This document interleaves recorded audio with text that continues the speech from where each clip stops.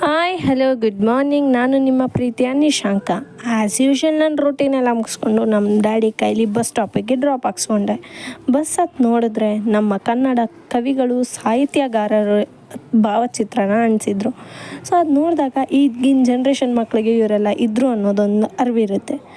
ಅದಾದಮೇಲೆ ಬಸ್ಸಲ್ಲೇ ಅಸೈನ್ಮೆಂಟ್ ಬರ್ಕೊಂಡು ಕಾಲೇಜ್ ಕಡೆ ರೀಚ್ ಆದೆ. ಅಲ್ಲಿಂದ ಲಂಚ್ ಬ್ರೇಕ್ ಟೈಮಲ್ಲಿ ಬಾಕ್ಸ್ ತಂದಿರಲಿಲ್ಲ ಅಂತ ಕ್ಯಾಂಟೀನ್ಗೆ ಬಂದು ಅಲ್ಲೇ ಆರ್ಡರ್ ಮಾಡಿ ಊಟನೂ ಮುಗಿಸ್ದೆ.